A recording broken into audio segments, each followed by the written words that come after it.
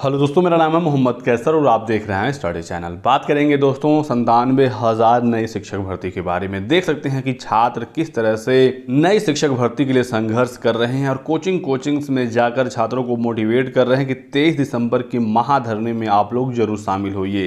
ये धरना होगा इको गार्डन लखनऊ में प्रातः 10 बजे। 23 जनवरी को ये धरना होने जा रहा है और इसमें आप सभी लोगों को शामिल होना है। देख सकते हैं प्रयागराज से Lucknow, Twitter, Facebook, WhatsApp, Telegram, हर जगह छात्र अपील कर रहे हैं और सरकार से भी ये गुहार लगा रहे हैं कि नई प्राथमिक शिक्षक भर्ती को जल्द से जल्द जारी किया जाए। यदि आप भर्ती नहीं देना चाहते हैं तो फिर डीएलएड आप क्यों करा रहे हैं, इस कोर्स को बंद करिए। कल इन छात्रों का 15वां दिन था, ये 15वीं रात थी इको गार्डन में और किस तरह से छात्र यहाँ पर अपनी रातें गुजार रहे हैं इस ठंडी में, इस सर्द रातों में। यहीं पर खाना पीना हर चीज़ हो रहा है, नहाने धोने का कुछ भी व्यवस्था नहीं है, लेकिन ये छात्र नई भर्ती के लिए संघर्ष कर रहे हैं। तो आपको भी इन छात्रों का सपोर्ट करना है और इस वीडियो को ज़्यादा से ज़्यादा शेयर करना है और आगामी जो 23 दिसंबर का धरना होने जा रहा है उसमें आपको शामिल होना है। बात करेंगे वीडियो में आगे और डिटेल में प्राथमिक शिक्षक भर्ती के बारे में और फिर बात करेंगे यूपी टेट नई परीक्षा तिथि के बारे में। चक्षु पब्लिकेशन लेकर आ गया है सुपर टेट 2022 के लिए बेस्ट बुक प्राथमिक शिक्षक भर्ती के लिए। दोस्तों ये किताब आपकी काफ़ी ज़्यादा हेल्प करेगा। सभी विषय यहाँ पर कवर हैं प्राथमिक शिक्षक भर्ती के, साथ ही साथ 68,500 और 69,000 पेपर का यहाँ पर सोल्यूशन भी है, तो आप यहाँ पर देख सकते हैं। इस चार्ट में दोस्तों आप समझ पाएंगे क्लियरली कि किस विषय से कितने नंबर का सवाल शिक्षक भर्ती की परीक्षा में पूछा जाता है। तो यदि आप प्राथमिक शिक्षक भर्ती की तैयारी कर रहे हैं उत्तर प्रदेश में तो ये किताब आपकी काफ़ी ज़्यादा हेल्प करेगा। तो सुपर टेट के लिए गाइड बुक तो चक्षु पब्लिकेशन की आती ही आती है, इनका प्रैक्टिस सेट भी आता है जो आपकी परीक्षा में काफ़ी मदद करेगा। इन किताबों को खरीदने का लिंक डिस्क्रिप्शन बॉक्स में दिया गया है और यदि आपको ऑफलाइन लेना है मार्केट से तो वहाँ पर भी ये इजीली अवेलेबल हो जाएगा। तो छात्रों का ये संघर्ष जरूर रंग लाएगा। आप यहाँ देखेंगे 19 दिसंबर का जो रोजगार महाआंदोलन था युवा मंच के बैनर तले प्रयागराज में, यहाँ पर भी ये छात्र पहुँचे थे। लखनऊ से प्रयागराज आए थे इस धरने में शामिल होने के लिए। साथ ही साथ प्रयागराज के साथियों को, छात्रों को और कोचिंग वालों को ये बताने के लिए कि हमारा 23 दिसंबर को एक बड़ा धरना है इको गार्डन में और आप लोग इसमें ज़रूर आइएगा। नमन जी, पंकज जी, शमशेर जी, सभी साथी अनवरत धरने पे बैठे थे और हम सब एक दिवसीय प्रयागराज यात्रा पर जाकर सभी कोचिंग संस्थानों को और सभी कोचिंग के सभी बैच में जाकर के बच्चों को बताया गया कि 23 दिसंबर को इको गार्डन लखनऊ में विशाल महाधरना है। आपको बता दें कि साथी बहुत मायूसी के साथ कहना पड़ रहा है कि अनवरत धरने की जो लड़ाई योगी जी के प्राथमिक शिक्षक भर्ती के लिए किया गया था वो साफ जाहिर हो रहा है। बहुत दुख हो रहा है कि 21 लाख लोगों के लिए हमारे साथी लड़ रहे हैं। नमन जी आज लगातार 2 दिसंबर से यहाँ पर डटे हुए हैं।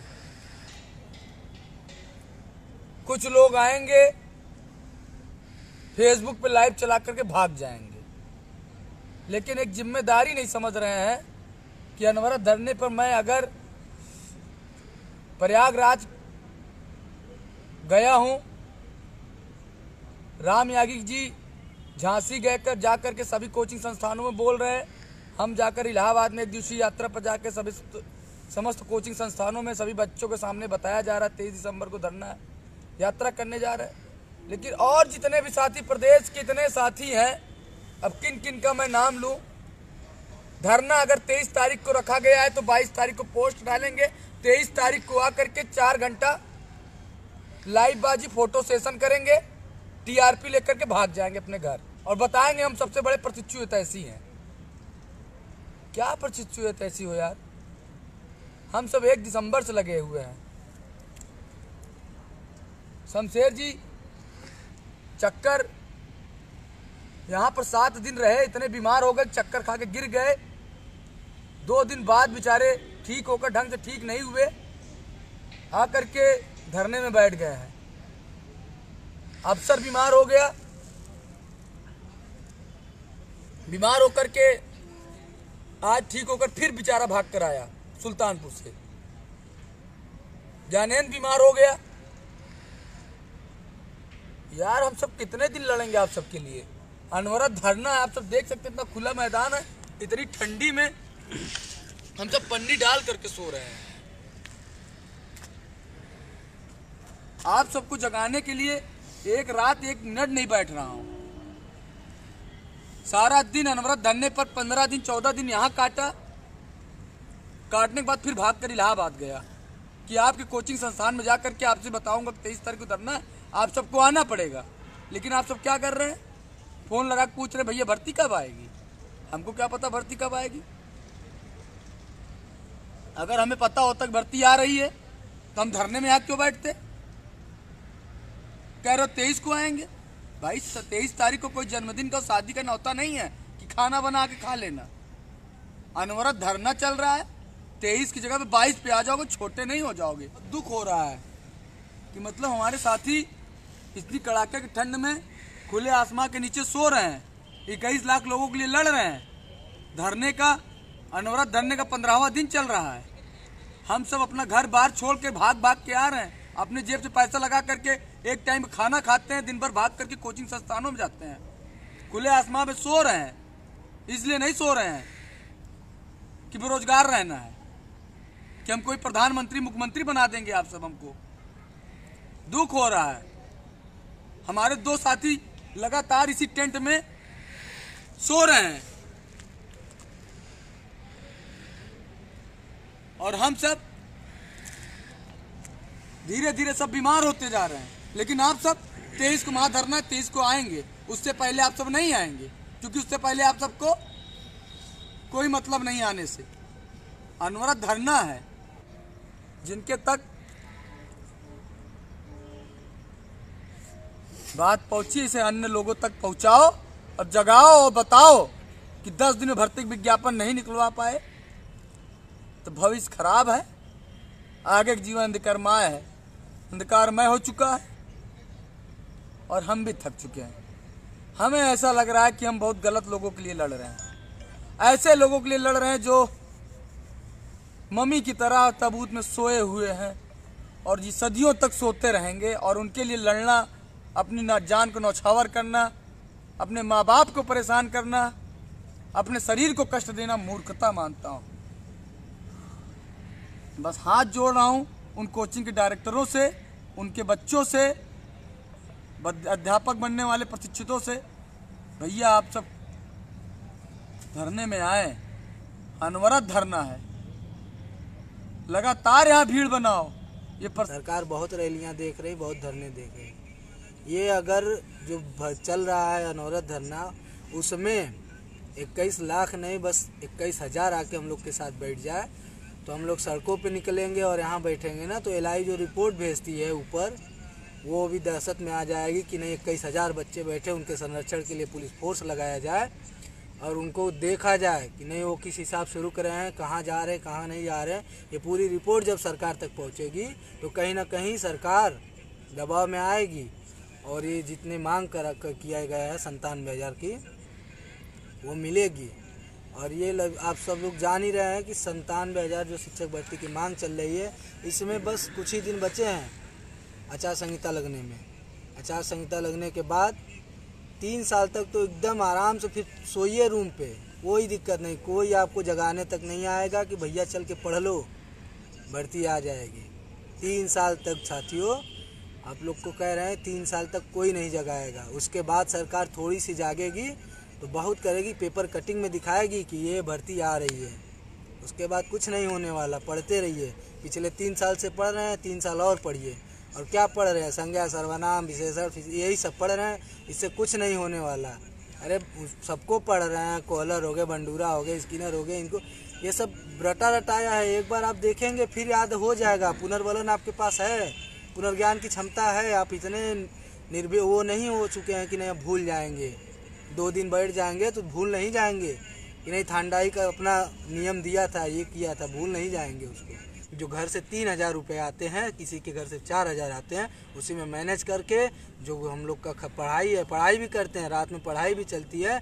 पढ़ाई करने के साथ साथ उसी पैसे से हम लोग रूम का रेंट और प्लस अपना जो यहाँ से लखनऊ से इलाहाबाद, इलाहाबाद से सारी कोचिंगों में घूमना, बच्चों को जागरूक करना, धरने के लिए आह्वान करना, ये सब जो कार्यक्रम है इसी 3,000 और 4,000 के बीच में एडजस्ट किया जाता है कि कैसे भी करके हमारा अगर कहीं भर्ती आ जाएगी तो भविष्य संवर जाएगा। इसीलिए हम लोग निकले हैं घर छोड़ के। घर पे बताया नहीं है कि हम डरने में जा रहे हैं, लेकिन अगर उनको पता चल गया डरने में जा रहे तो पहले कहेंगे इतनी ठंडी पड़ रही है, बच्चे नहीं पहुंच रहे, तुम्हें जाने की क्या ज़रूरत। लेकिन हम अपने अधिकार को जानते हैं। अगर ये अधिकार और हक न मांगेंगे तो पिछले 3 साल जो बीते हैं और आने वाले 3 साल, ये तीनों अंधकार में तो फिर से हो जाएंगे। कुछ नहीं मिलेगा, उसमें मिलेगा क्या? वही बेरोजगारी का दंश, रिश्तेदारों के ताने, मोहल्ले वालों के ताने कि गए थे इलाहाबाद, लखनऊ, दिल्ली पढ़ने गए थे, आ गए पढ़ के, माँ गए नौकरी। क्या होगा उससे साथियों, आप बताएं। 4 दिन से हम लोग नहाए नहीं हैं, नहा नहीं रहे यहाँ पे, क्योंकि पानी का टेम्परेचर इतना है कि जम्मू कश्मीर, लद्दाख का भी यहाँ पे वो फीलिंग आती है कि नहा लेंगे तो फिर तबीयत खराब हो जाएगी। तो दोस्तों, सरकार बिल्कुल भी मूड में नहीं है नई प्राथमिक शिक्षक भर्ती देने के लिए। इसी वजह से बार बार टाल मटोल किया जा रहा है। यूपी टेट के नाम पर भर्ती को फंसाया जा रहा है और यूपी टेट दोस्तों डिले हो चुका है। यूपी टेट के भरोसे अगर आप बैठे हैं तो नई भर्ती फिर इस शासनकाल में तो नामुमकिन है। साथ ही साथ यदि चुनाव से पहले भर्ती नहीं आई तो फिर मानकर चलिए अगले 2-3 सालों तक भर्ती नहीं आएगी, चाहे जो भी सरकार आए। तो आपको 23 दिसंबर के धरने को सफल बनाना होगा। चलिए बात करते हैं यूपी टेट नई परीक्षा तिथि के बारे में। देख सकते हैं न्यूज़ 24 की तरफ से ये आर्टिकल छपा हुआ है। इसमें लिखा गया है कि यूपी टेट की परीक्षाएं कब होंगी, ये जानिए। इसमें बताया गया है कि 23 जनवरी संभावित तिथि है यूपी टेट की। अभी तक यूपी टेट की परीक्षा तिथि फाइनली डिसाइड नहीं हुई है। तो आप किस भरोसे से यूपी टेट को लेकर बैठे हुए हैं कि यूपी टेट हो जाएगा तो भर्ती आएगी? अभी यूपी टेट कब होगा यही डिसाइड नहीं है। मीडिया रिपोर्ट्स की माने तो 23 जनवरी संभावित तिथि है और 23 जनवरी को उत्तर प्रदेश लोक सेवा आयोग की एक परीक्षा लगी हुई है इंजीनियरिंग की।